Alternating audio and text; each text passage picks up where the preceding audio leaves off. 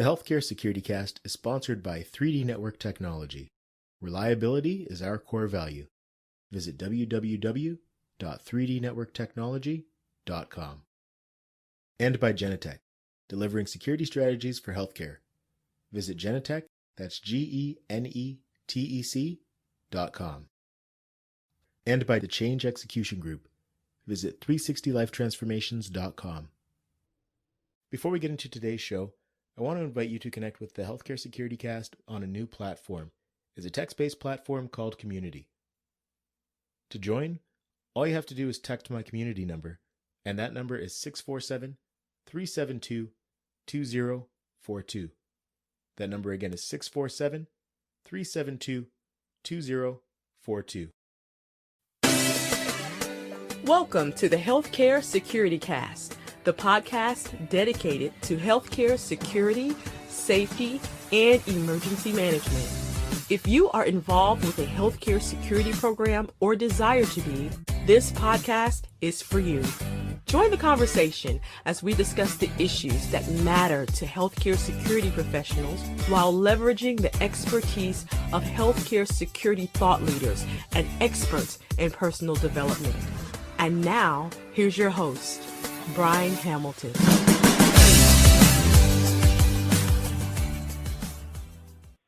Welcome to the Healthcare Security Cast. I'm joined today by Calvin Fakkema and Harving Parra. Thank you for joining me, guys. Of course, it's our pleasure. Thank you, Brian. Thank you for having us. All right, awesome. Great to have you guys on. And I guess just for some context, I'll ask the both of you a little bit about yourselves, but we'll start with Calvin. So I'll give you the loaded question first. Who is Calvin Fakkema? Well, I grew up in a small little town in Washington, the Pacific Northwest corner called Linden. I come from three brothers. I'm the oldest. I have a brother who is a teacher and a brother who is a police officer. My dad is a teacher, now a principal, and my mother has been a part-time teacher and done a lot of different jobs, just kind of been the cornerstone of the family. I grew up going to school in Iowa for college, and after that I moved to California with the family where my dad took a job, and I've been here ever since. My other brothers are in different states, so I'm the last one here. I have a beautiful wife and two kids. I started my career kind of as a fluke and getting an opportunity as an engineer in a hospital. From there, moved up to an EOC coordinator and then kind of progressed. I became an EOC manager, and I ended up taking over as a director of facilities at a hospital in Anaheim.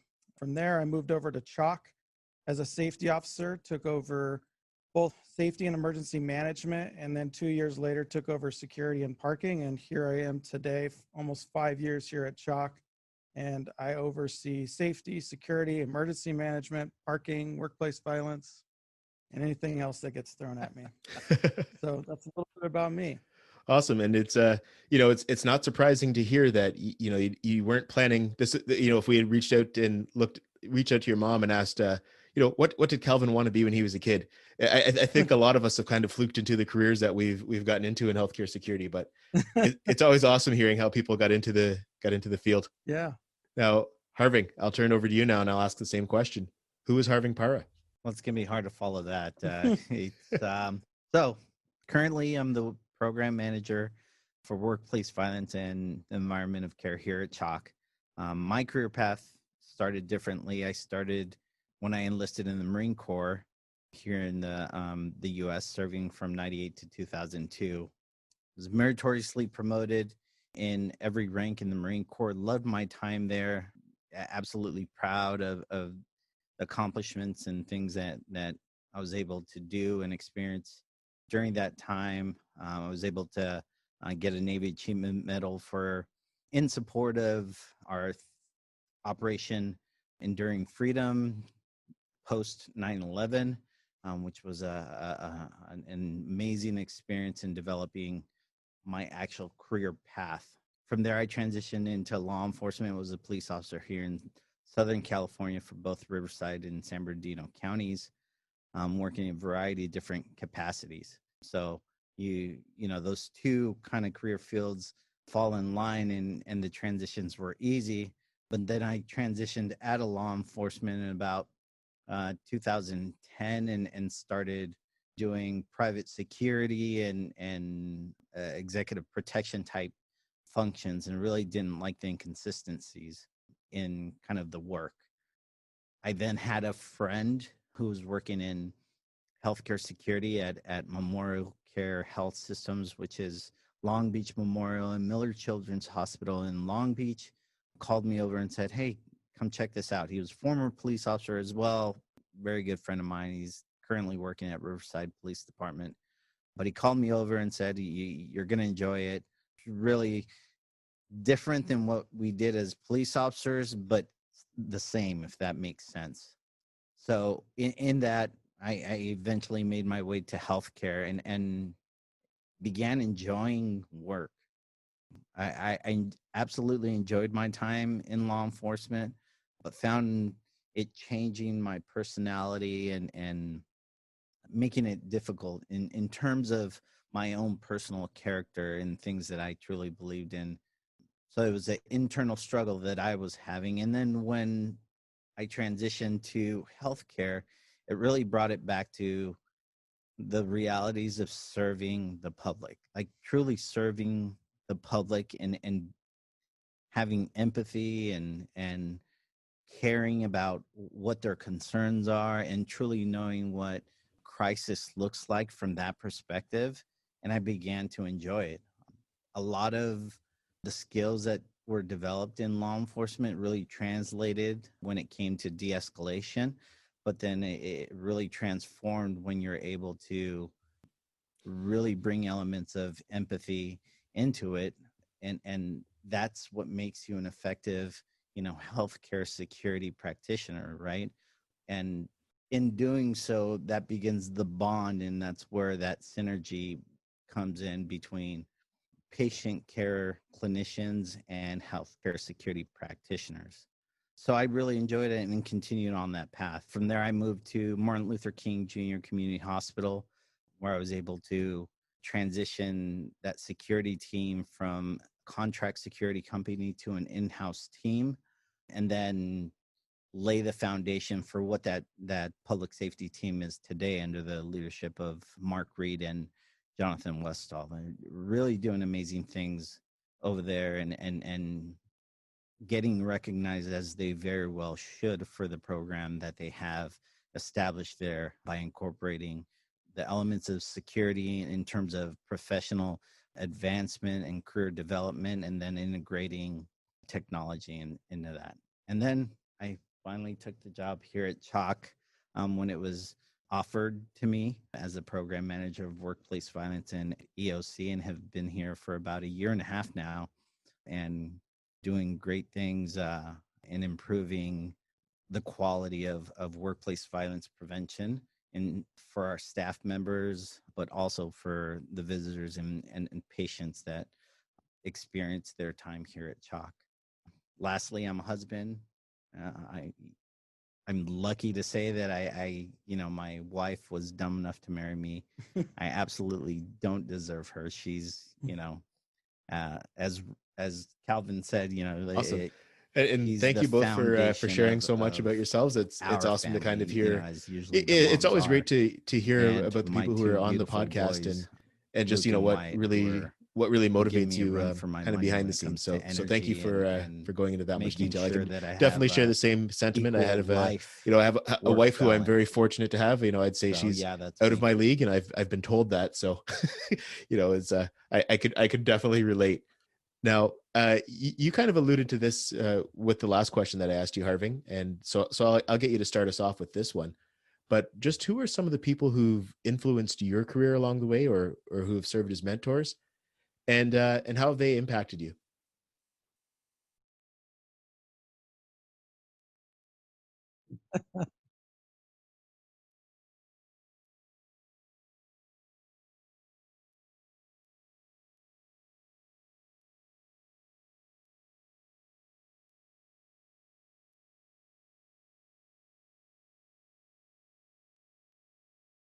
I would start off by saying, in my first healthcare security opportunity, that first mentor was Joe Cruz.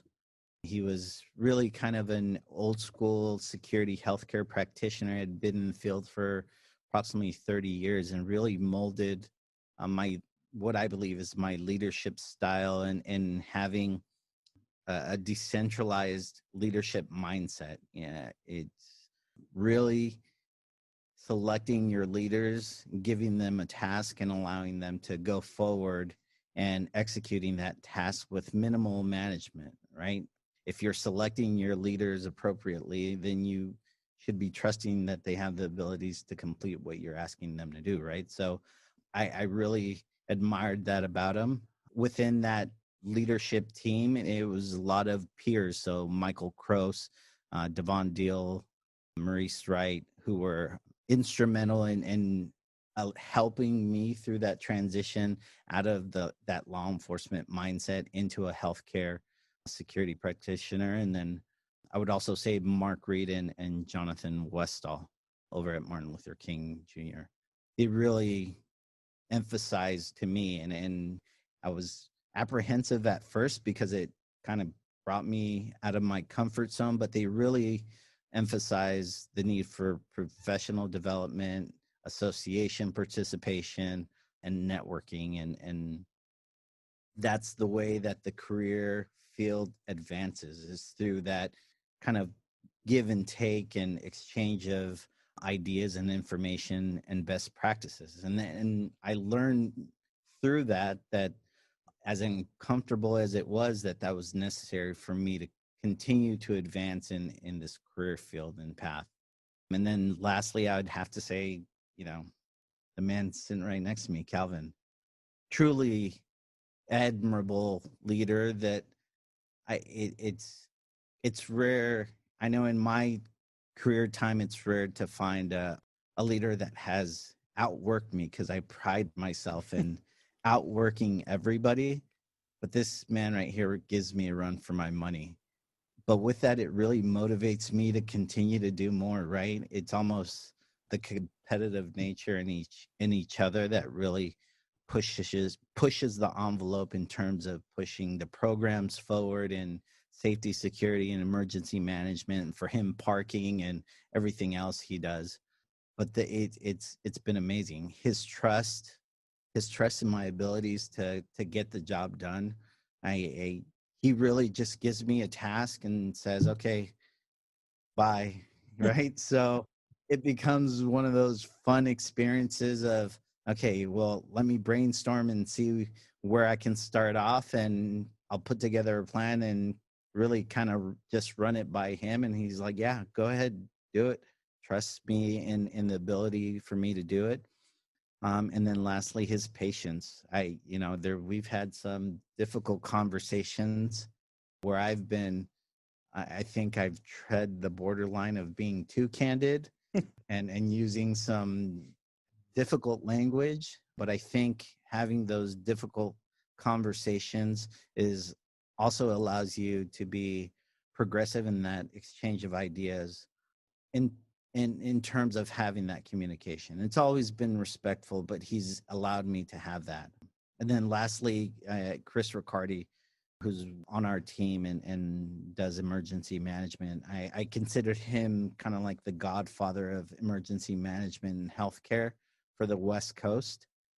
And he's on our team. So as part of one of the individuals, because we do EM by committee, that handles the EM committee, it really kind of puts me again in this uncomfortable position, but it also pushes me to make sure that I'm dotting my I's and crossing my T's, because I know nothing's going to get by either Calvin or Chris when it comes to EM and the continual improvement. But he's also, made it personal, because we have a lot of candid conversations about that work-life balance, which I absolutely cherish. So yeah, those are some mentors in my career. Oh, that's great. And there's a couple things that stuck out there. You mentioned Joe Cruz, and I feel like I've heard that name before. Have you crossed paths with Jesse Hernandez by chance? Did you guys ever? I know of him, and I've heard that name, and I know we're connected on LinkedIn. But yes, Joe Cruz and healthcare security in the LA County region, definitely a name that a lot of people know. He's since retired, but he's absolutely been instrumental in molding my career path. If I remember correctly, he was the guy who Jesse mentioned. He used to come in before everybody else to pick up the cigarette butts in the Every day, 4 a.m. I know his last job was at Martin Luther King Jr. Community Hospital, and he was always the first one to be there, right? So again, I'm always up for those kinds of challenges, and I'd always try to come in before him, and the one time that I'm trying to be there at 4 o'clock, he'd be there at 3:45. Right? Of course. Just the consummate, professional in terms of, and his whole mindset was being able to touch every single one of his shifts and having that face-to-face contact with his security officers. So that opportunity for, dialogue is there and it's available. All right. And you said also, you mentioned some of those difficult conversations you had with Calvin where you were, I think you used the analogy, you were towing the line a bit. I guess, would it be safe to say, if I could quote the late Charlie Murphy, that you might be a bit of a habitual line stepper? Absolutely 100% appropriate. And I think as recent as maybe a week and a half ago, we had a difficult conversation. And again, I can't even begin to thank his patience with me, because I'm a passionate, individual when it comes to the work that I do. And as if you are invested in your work, you really like to see things done correctly, efficiently, and so it benefits everybody, right? Because that's what we're in the business of doing, is making sure that everybody is safe. And anything outside of that means that the potential for people to get hurt exists, and that's what we're trying to prevent.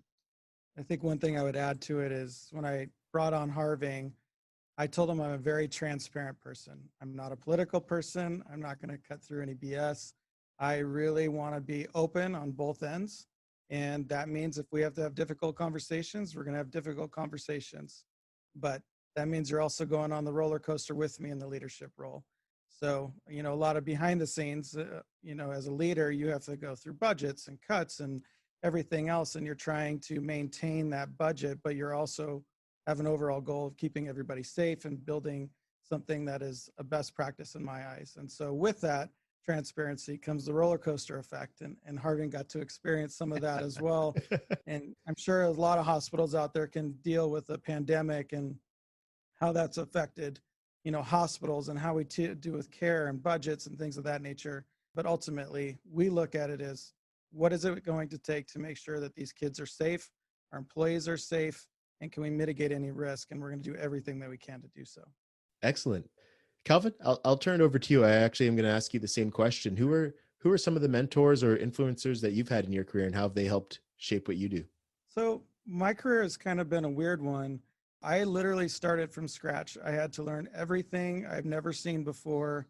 As an engineer going into compliance, I learned everything about environment of care, life safety, emergency preparedness. And with that, I got opportunities. And so I would say some of the influencers or the people that gave me opportunities that I'm thankful for are Debbie Weber, who was my COO at the time. When I became a director of facilities, it wasn't just handed to me. It was something that I had to put a whole presentation together about cost initiatives, building an entire work order system from scratch. Those things gave me the opportunities, and she gave me that trust and capabilities to take on that role. And I went through with it. And then from 2 years later, I got an opportunity from Devin Hugie, who used to be here at CHOC as an executive director of support services. He says, why don't you come on over as our safety officer? She's retiring. You'd be a great fit. So Devin's kind of been that influencer here when I started at CHOC, and been a huge help while he was here.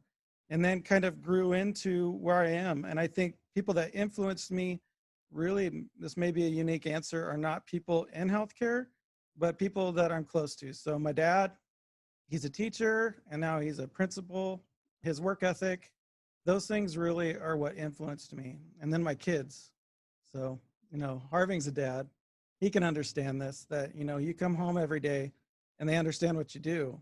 And they ask, how are the kids at the hospital? Are they safe? That's what brings me joy.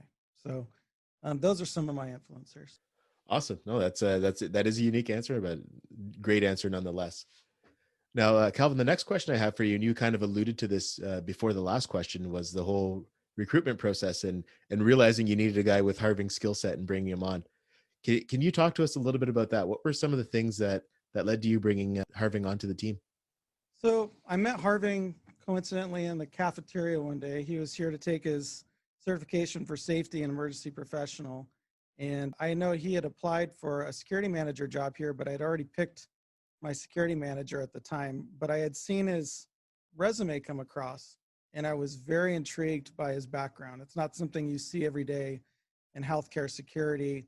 I was looking for somebody that could take on workplace violence, had investigative skills, and with his law enforcement background, his supervisor background in security, and what he had done at Martin Luther King, I actually, when I created the position, I reached out to Harving and just kind of, I probably caught him off guard at the time because I said, you know, I know you applied for this position earlier and I've already filled it, but I got one I think that's even better for you, because it really felt like it was in his wheelhouse. And I didn't really know Harving at the time. All I knew is our conversation we had here on site, and then seeing his background, I was very intrigued. We started talking on LinkedIn and emailing back and forth, and then came across this, and I really recruited him hard.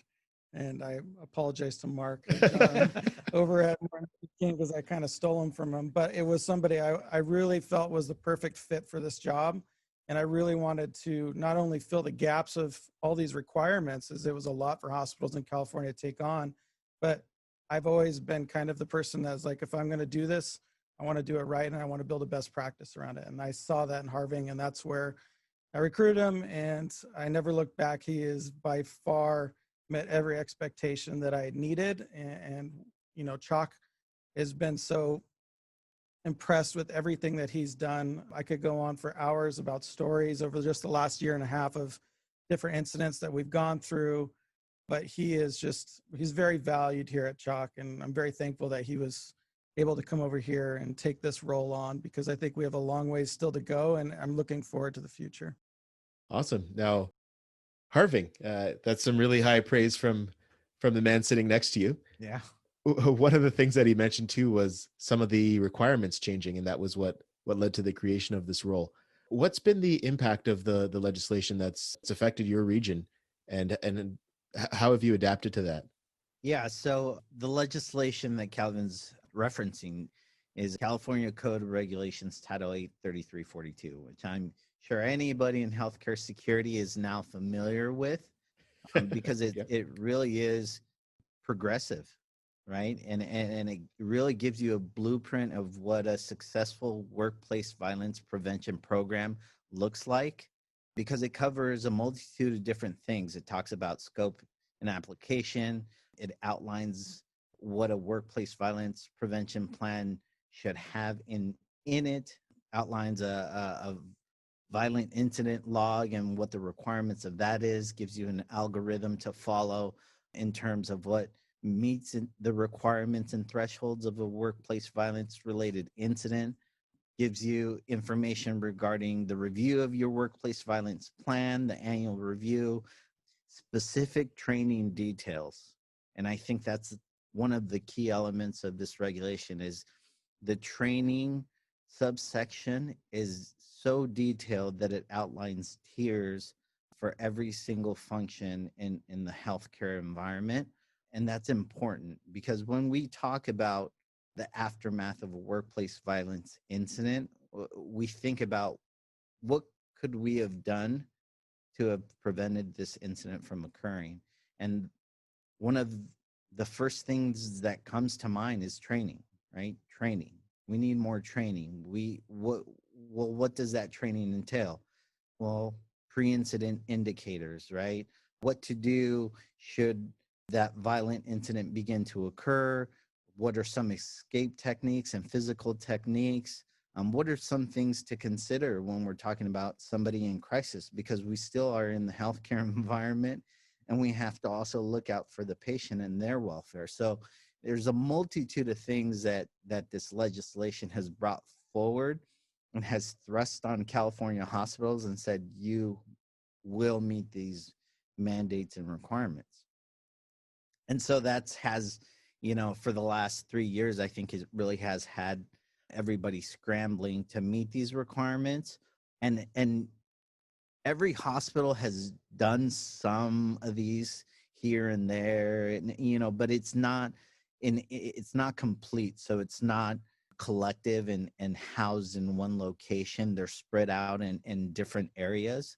And so I think that's what makes it difficult for an effective workplace program to function.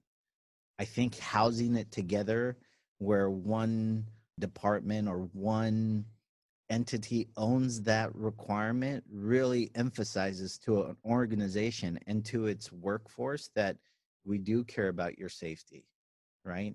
And then that changes the culture of safety within, which is the ultimate goal, is to get away from this old school mentality. Oh, well, it's just healthcare. We're just going to kind of put up with it.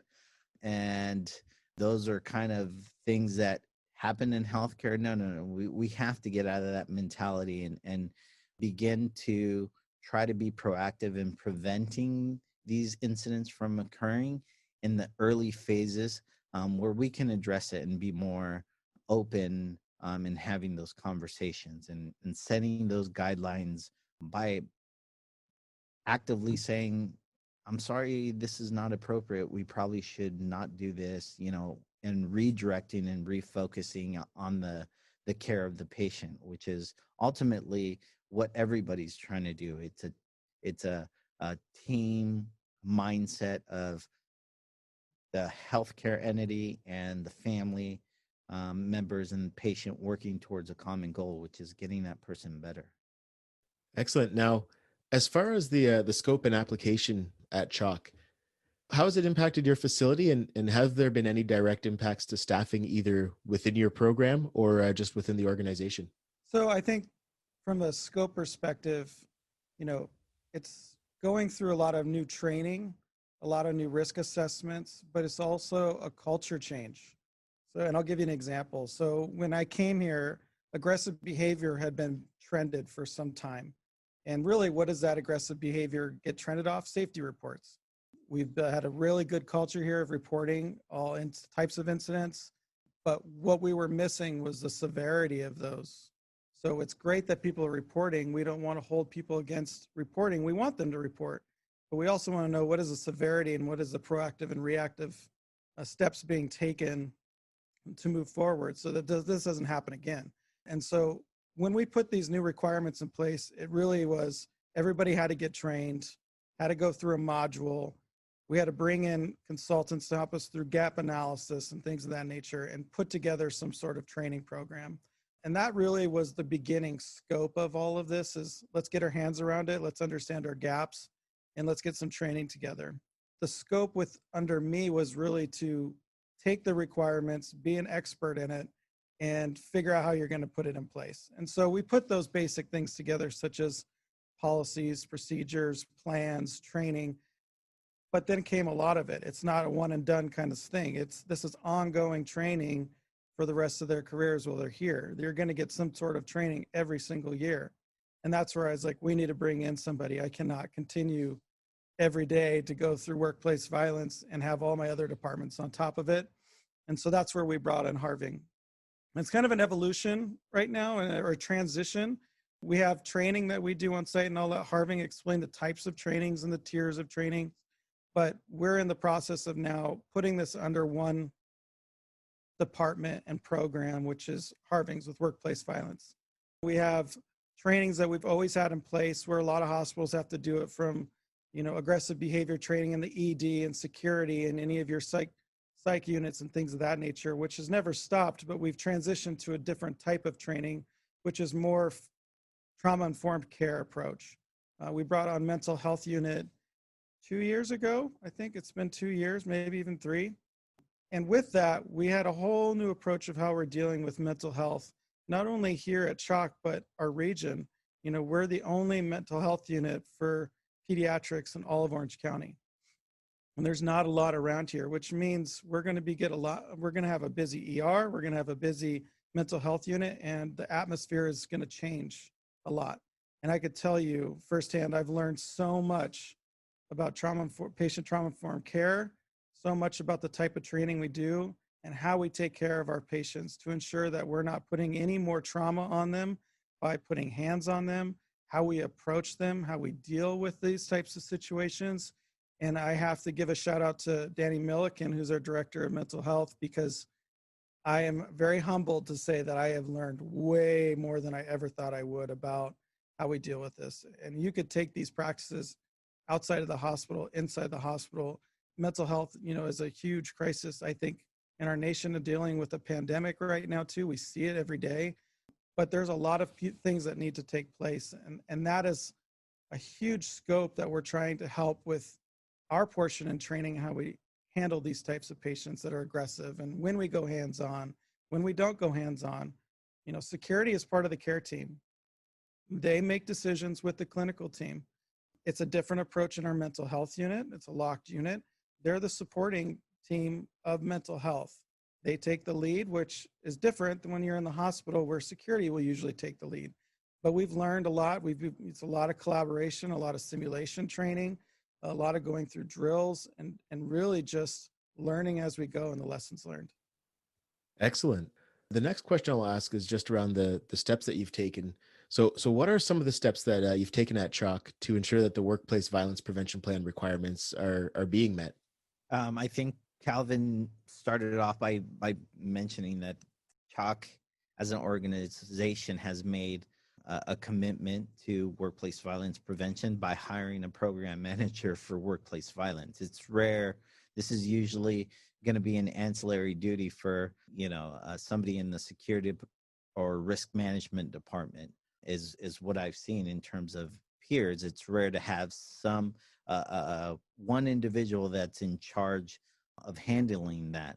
So CHOC has made that commitment. But in addition to that, they've really done a multitude of things that all funnel into workplace violence prevention by emphasizing staff reporting through its morning huddles and through its staff training meeting opportunities, and distributing workplace violence information flyers that we were able to develop during our annual safety fairs and patient safety fairs.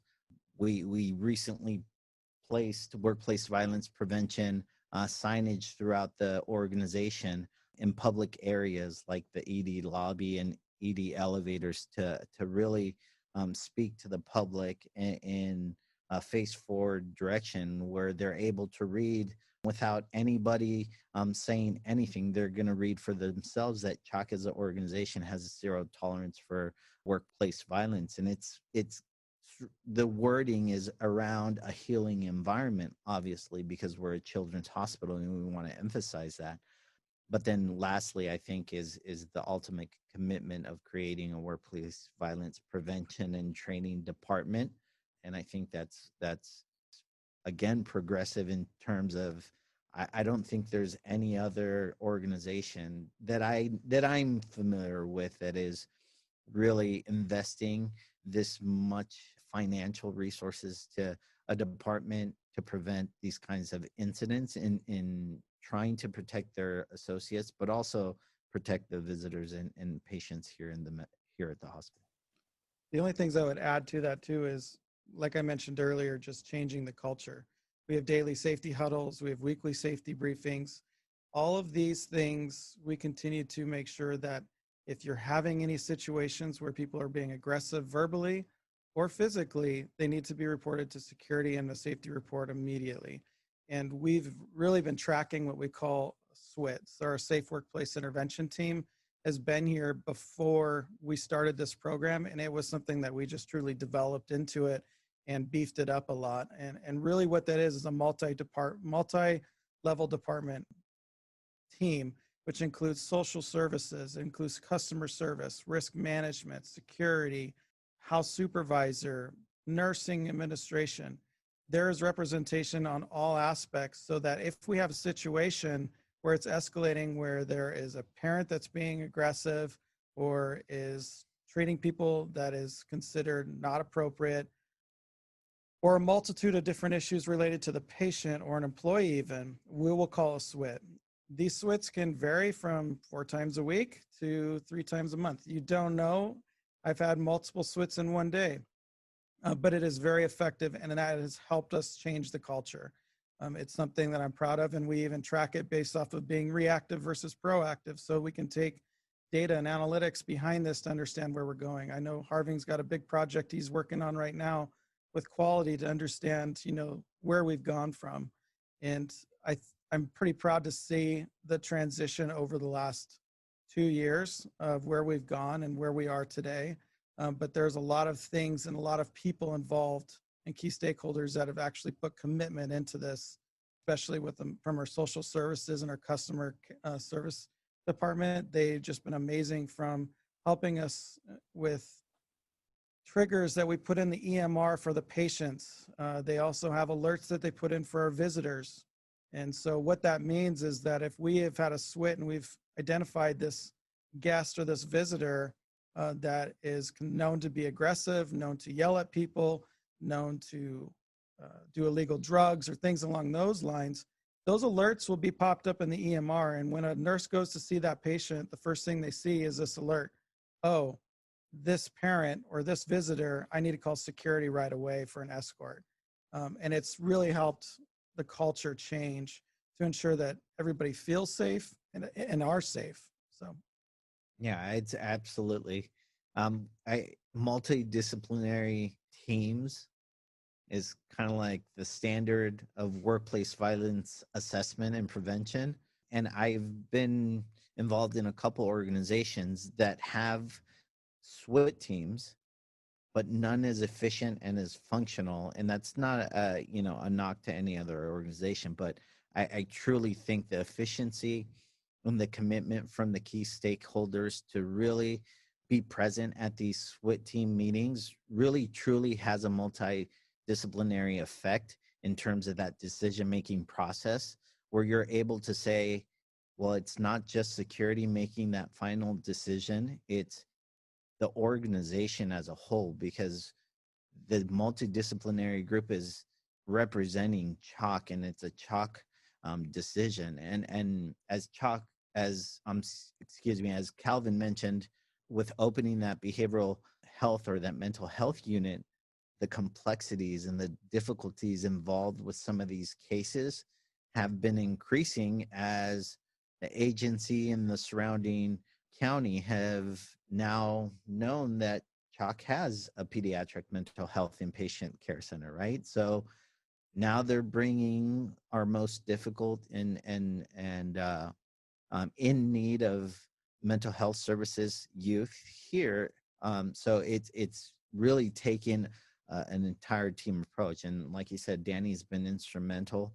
The director of mental health has been instrumental in passing on that information to the entire organization. So it's a complete team approach with an emphasis on trauma-informed care, and having that idea that the possibility of mental health issues may exist when youth are in crisis.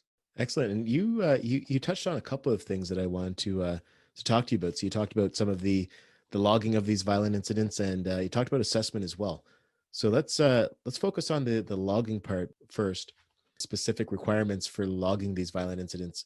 So what are some of the things that you've established in order to allow effective logging of said incidents? I've really been sticking to Cal OSHA's workplace violence reporting algorithm. And in that algorithm, I think why it's so effective is that it really gives the investigator the opportunity to impart some of their experience in that decision-making process. So it's more subjective than it is objective, although there are some key indicators that will make it an automatic workplace violence incident, right? If that makes sense.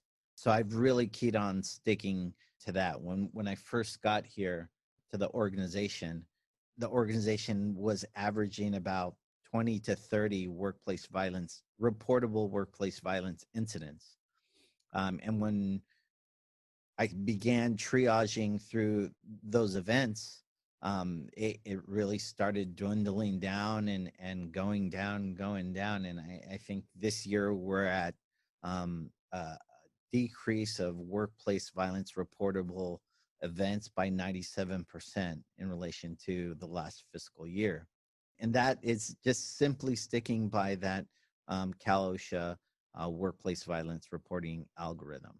But in that violence incident log reporting aspect, it requires the organization to maintain one of these violent incident logs, but it also states in there that any employee can seek out this information, right? So we have the obligation through HIPAA to omit specific information like the specific perpetrator name, circumstances, location, type of incident, etc. So it's transparency, but it's also tracking and data, so we can really use that data to affect change from a different perspective, from an analytics perspective, which is something that we're continuing and looking for from a more clinical mindset, and that was initiated by quality, and we're helping in that endeavor moving forward. So it's exciting to see. It's something new for me because I get to see those clinical aspects in terms of data analytics, but it's fun. I get to learn. There's one thing I would add to that also is, that was part of the reason why I wanted to bring Harving here and have it in an actual program, because, we had other departments reporting, but there was no true investigation follow-up. And that will drive your numbers, because now you're guessing, well, I think this is, a reportable incident, I'm just going to call it in. That drives up your data, and it drives up this perception that, whoa, what's going on at CHOC? But in the reality is if you can have somebody that understands how to investigate, can follow through, understand exactly and follow algorithms based off of wherever you are and what those requirements are, it makes a huge difference. And with Harving just taking over and following up with each person in these incidents, when someone reports something, understand the true story, not only mitigates risk, but it gives you a better story to make your decisions. And so when we did the takeover with Harving, one of the things that we implemented was internal software that we could utilize for this logging, so that if others had to log in and see it or had to pull it for any other issues, they could. And it allows us to drive analytics behind it. So you're not working out of an Excel spreadsheet with multiple people going into it. It allows more control, but also gives you the data that you need. Excellent. And I think you must have been inside of my head for a minute there, because I was just going to ask what the impact of the follow-up has been with having someone to look at everything. So that's perfect. Now, I guess the next question I have is around some of the practices or tools that you're using to assess and manage the risks. So what are some of those things that you're using to manage the risks related to workplace violence prevention? I would say our primary tool is our SWIT team. It's our multidisciplinary team. We've established a core group of members that are required to be at every SWIT meeting, because those elements are usually the ones that are most critical, which are customer service, risk management, social services, security. And having that core group allows us to have some consistency, and they have to be committed, right? So once that core group is there, each incident is unique in that it will have its own unique elements. And what I mean by that is some workplace violence related incidents may have some elements of negative social media postings, so we have to bring in marketing, or they may have some criminal activity, which now we have to bring in legal and other aspects. So it really becomes scalable to the incident and allows us to be flexible in that. But I think specifically here, CHOC, why it's so effective is they're efficient and easy meetings. I think COVID has made it and forced us to leverage technology and virtual meetings, and why we haven't done so earlier, I don't know, but it's even taken us one step further in making our meetings that much more efficient, where we have more participation and more attendance, which is crucial to truly having that multidisciplinary decision-making approach, right? We've leveraged Everbridge in terms of notification and notifying our key stakeholders for each one of those meetings. They'll receive an Everbridge message to let them know time and date and where to be, or, virtual. If it's a virtual meeting, it's going to be a virtual meeting requirement. And then having a structured evaluation process. And I think that's something that we're looking to move forward to. For me, from in having that law enforcement background, I love the multidisciplinary approach, but I think we can always improve, right? So I'm always thinking, well, what does true threat assessment look like? And so we want to look at other means, like thinking about structured threat assessment, like Waiver 21, or any other structured threat assessment program. So we want to, I think, moving forward this year with the new department, we're looking to implement that into our SWIT team meetings by providing training to our core team members. But ultimately, is that SWIT team has the goal of providing whoever that requesting unit is a plan, a safety plan to help to proactively manage that incident, right? So nothing occurs, because we're in the business of not having incidents of violence, right? So that's what we're trying to accomplish. So we need to be proactive in our safety plans and mechanisms that we put in place to protect our staff, visitors, and patients, so these incidents don't escalate to violence. Brian, the other thing I would add to that also is part of the requirements is risk assessments, making sure that when you build those safety plans, that you have a risk assessment that backs it up. And there is a multitude of things that they require you to look at when you're doing a risk assessment. We use a tool called Inspect. We use it for all of our environment of care rounds, our clinic safety rounds, Joint Commission preparedness. And one of the things we built was an inspection for workplace violence, managing through the same requirements that they're looking at and beyond. And that goes for a clinic, a department, a hospital as a whole, any offsite locations. All of those things are, and we go through an inspection at least annually, and it's all data driven with analytics to let us know where we're finding the most issues and following up with any areas that might have been out of compliance. Excellent. No, it's great to hear that you guys have such a good process in place. And Harving, I have to agree with you. The challenge of, and I don't understand why we didn't do this before, but just leveraging the technology we have available for some of these meetings.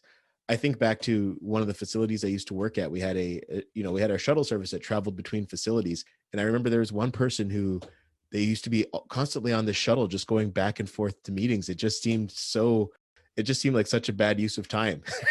Absolutely. I didn't mention that when, we were talking about mentors in Calvin, is he has such a progressive mindset.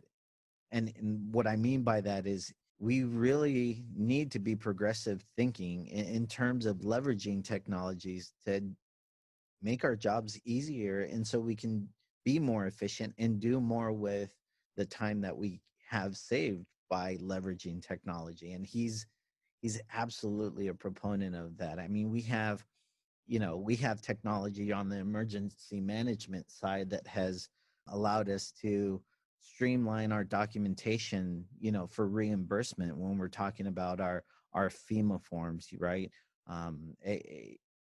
He talked about our software for workplace violence reporting. He talked about our software for incident reporting, Omnigo. I mean, he really has that mindset of giving each one of our associates in our program or in his program the tools that they need to be successful. So and that is inclusive of technology. So we have to be open to that change, right? We can't be resistant to these changes, because this is what brings our profession forward. This is what continues to move us forward alongside our peers, because we have to be as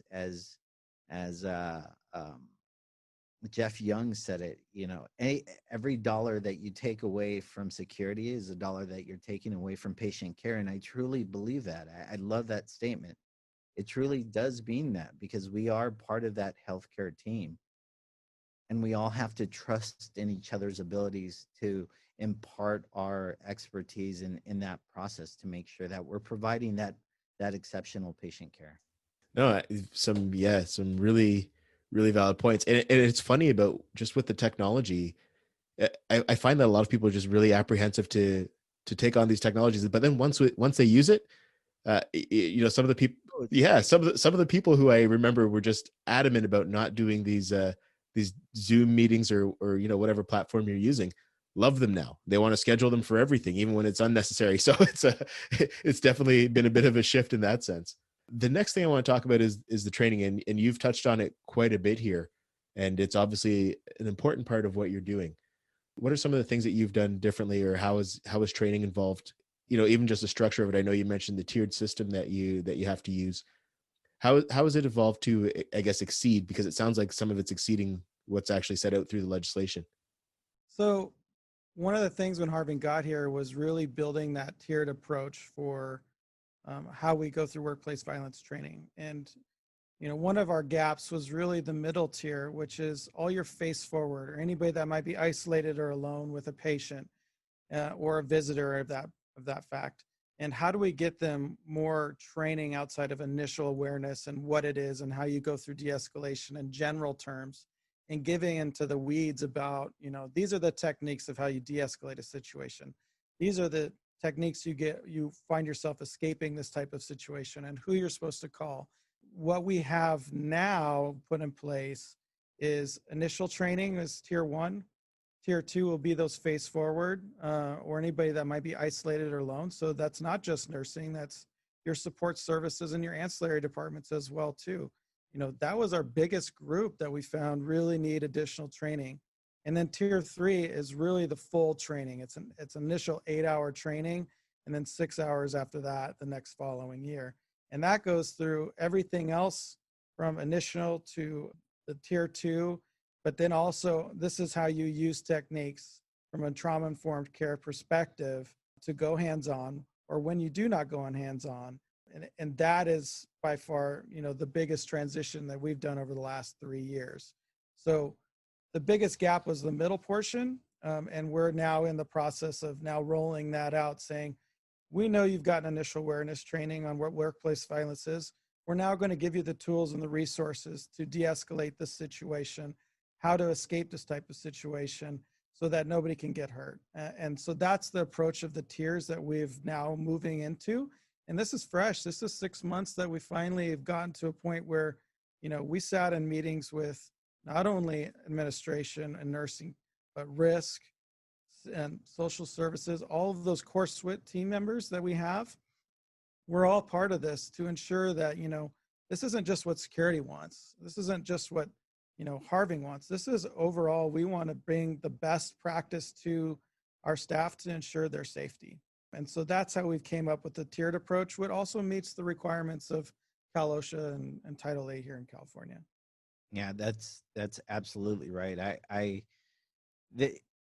One identifying factor of why we had the need to move to that approach was we were finding that there were so many different training programs and specialties that our staff was trained in, and it was causing confusion, so much so that we had a major incident that caused confusion amongst our associates responding, and they ended up doing different things that resulted in an adverse event. And that's what we're trying to prevent. So standardizing that process, so everybody's speaking the same language of de-escalation, what I like to say, is necessary to having that culture of safety, and everybody feeling like we're safe and we are equipped with the training to handle these situations in terms of de-escalating.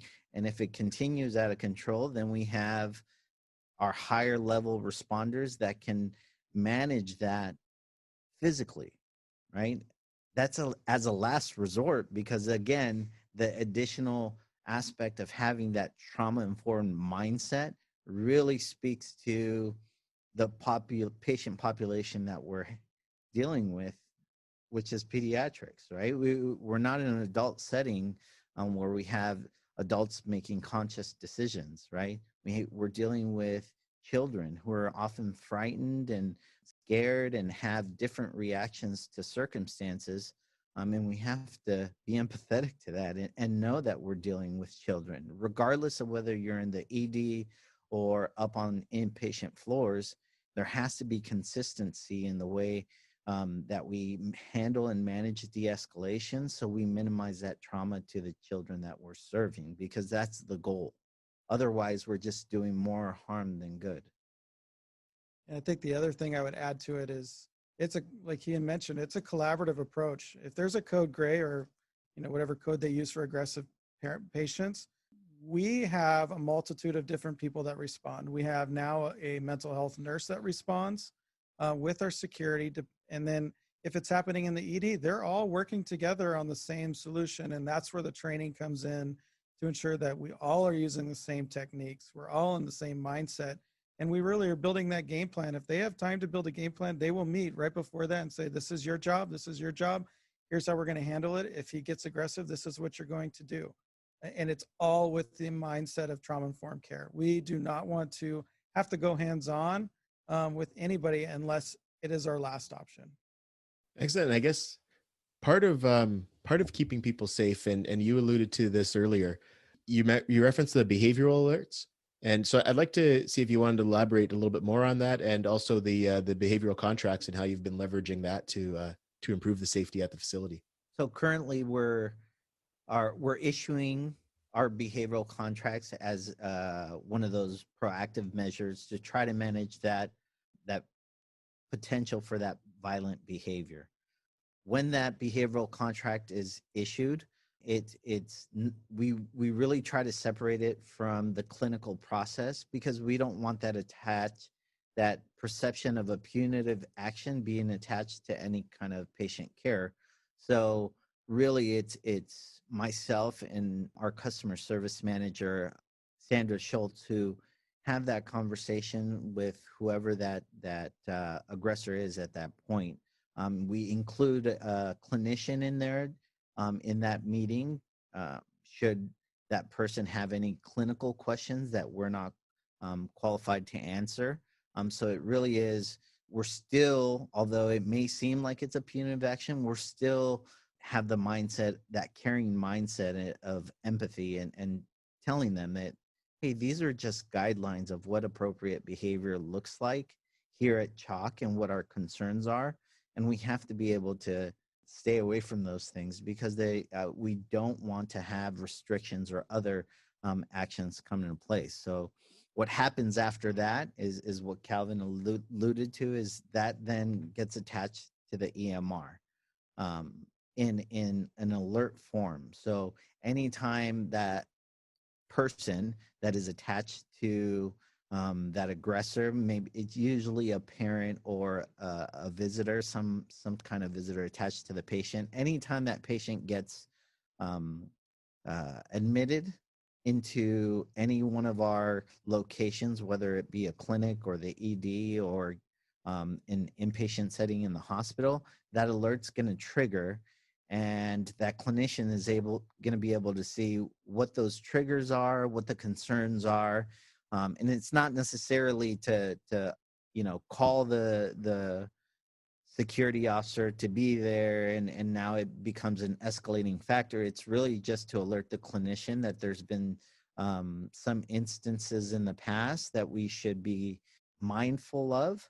And then we add an additional element of, when that alert triggers, it fires off emails to key stakeholders, including security, that are now able to discreetly go to that unit and follow up with that charge nurse and say, just FYI, we got this alert. We just want to make sure that you guys know, is everything okay? How is the contact going? So we are proactive in being managing those instances. And, from a healthcare security perspective, we know that healthcare security presence becomes a de-escalating factor as well. Oftentimes, the perception is that it's going to be an escalating factor, but I have so much trust in the profession now in terms of how much it's evolved in the training that's been required, that it's, in my estimation, that it's oftentimes more of a de-escalating factor than it is an escalating factor, because our officers have that empathetic approach to these kinds of situations. No, that's excellent. No, I love what I'm hearing. I really love what you guys are doing. And again, you've kind of mastered that follow-up and you kind of referred to it again there. So no, I think the follow-up definitely goes a long way. But okay, the next thing I'll ask about is just technology. And you guys did talk about this a little bit as well. Just in case there's anything that we didn't cover, is there anything else from a technology perspective that you're using to support the work towards reducing workplace violence? I only think the only thing we really didn't touch about is our security software. So we have Omnigo or Report Exec, and the way I built this out to help streamline for Harving when an incident comes is there's multiple reports he's going to get.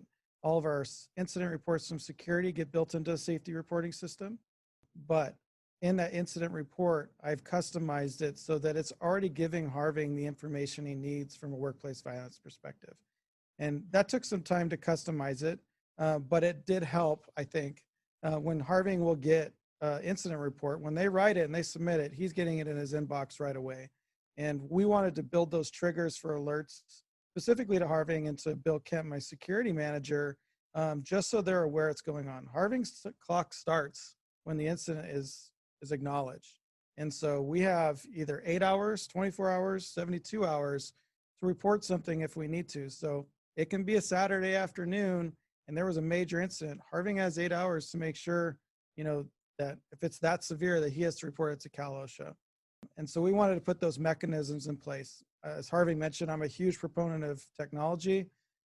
Think smarter, not harder is kind of the way I've always looked at it. So we have a multitude of software, and you can have a lot of software, but you need them to talk to each other. And so that's kind of where I've been trying to integrate different approaches of software that's going to make life easier for everyone, but it's all flowing into the same process. So Harving will receive an incident report, which is already in the safety report. Now he's looking at it, adding information into the secure safety report system, but he can put it in the log based off of that.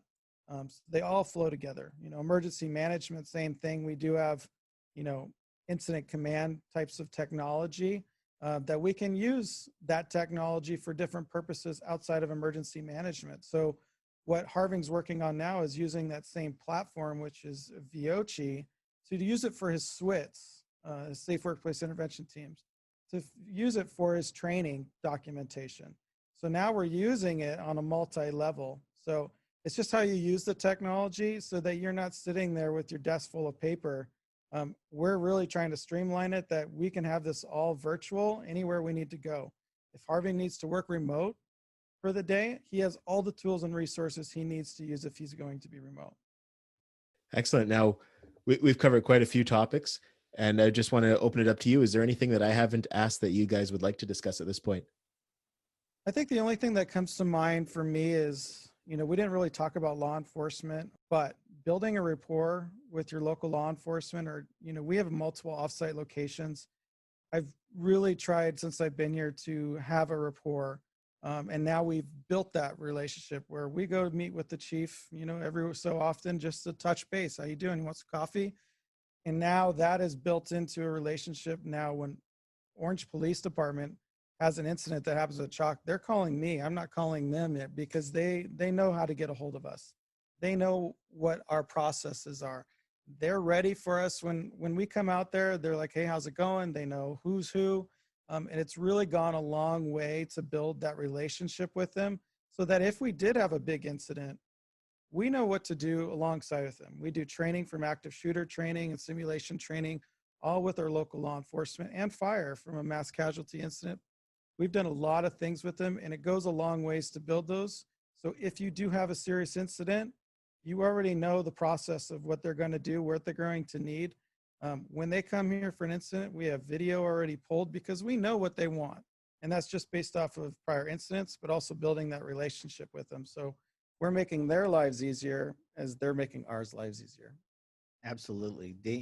That relationship is so instrumental to your security program or your workplace violence prevention program success, is having that direct communications and that key liaison or contact at the police department that you're in continual communications with, to give any updates. And I'll give you a perfect example of our relationship that we've been able to foster is we recently submitted a request for extra patrols, and within, I would say, a minute or 30 seconds of that request to dispatch, Calvin was receiving a text message from the watch commander from day shift saying, "Hey, is everything okay? I saw this come through our call system. What's going on? Can you fill me in?"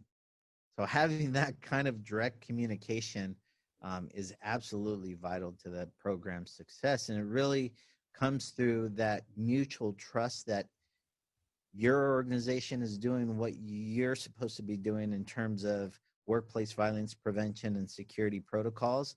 And we're just augmenting that with our police services. And I think we've been able to demonstrate that through what Calvin was saying through our active shooter full-scale exercise that we did, where we had a full functional active shooter exercise at one side and a mass casualty incident response exercise at another site running concurrently. Usually these kind of elaborate, aggressive, full-scale exercises are unique to public safety entities, but we as a healthcare entity were the ones coordinating, and it became a huge success. And that's where we really got connected with our community partners, because they saw how organized and how committed we were to safeguarding our hospital and the community as a result of that. Excellent. No, I can. It definitely it definitely rings true. You guys are really doing a great job with everything that you're doing right now.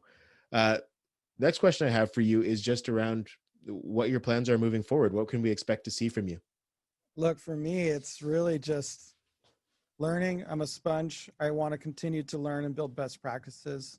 My goal and my job here at CHOC is really to not only grow myself, but to grow my team. And that's where, I have what I call the A team.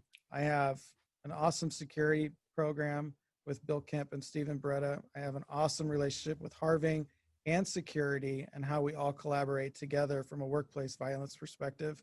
And then we also have business continuity and emergency management with what he had mentioned, Chris Riccardi, who's kind of like the godfather of emergency management, who's been training, a long time. So all of that combined has allowed us to really join forces and be collaborative and to support each other. So for me, it's really just growing all of them and growing myself. We're in 2020. I don't know what to expect next. We've been in command center full time for 6 months, and now we're dealing with wildfires. It's very eerie outside with orange glow from the sun, and I'm just ready for 2020 to be over, but we're just ready for what's next.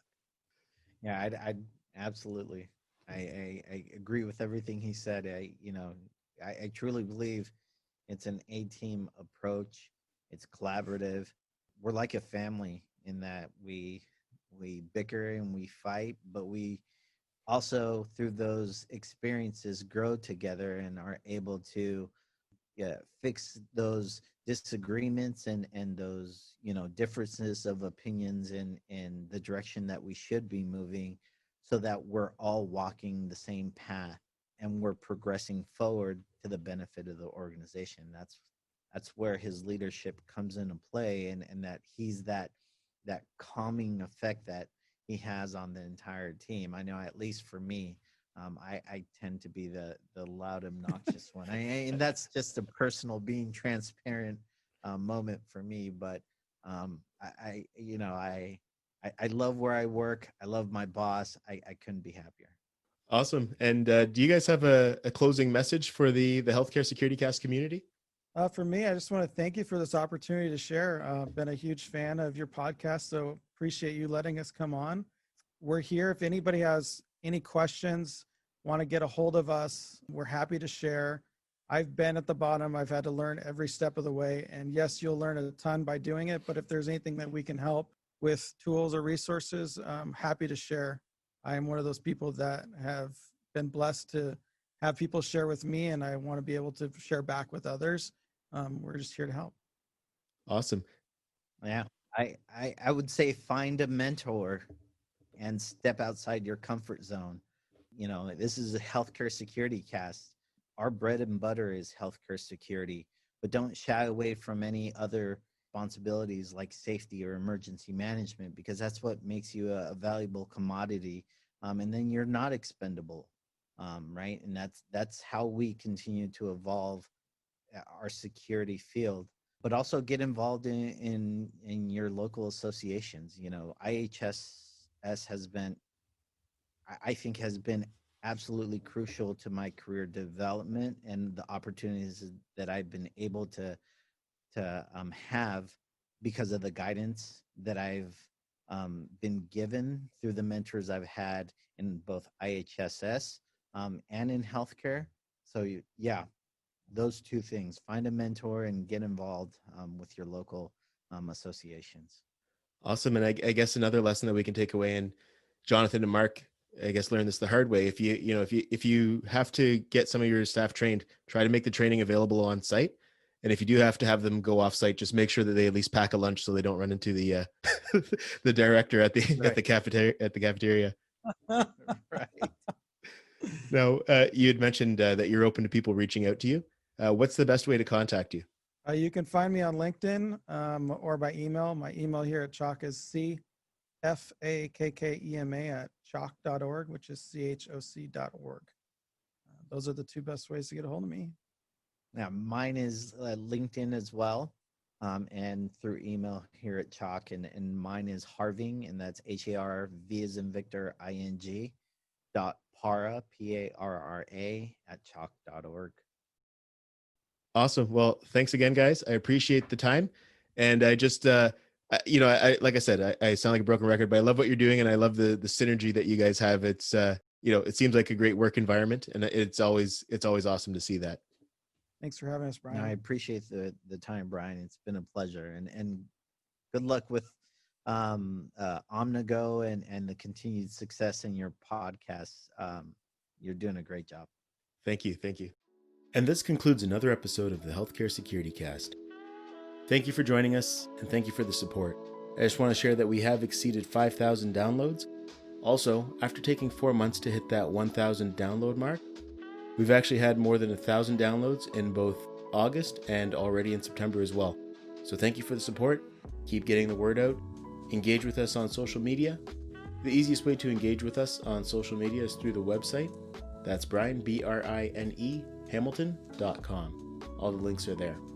Also, if you haven't had a chance to listen to the Proactive Security Podcast, which is a workplace violence prevention related podcast hosted by myself and Mike Hodges, feel free to give that one a listen as well. You can find that one at proactivesecurity.libsyn.com. Thanks again for listening, and until next time, take care and stay safe.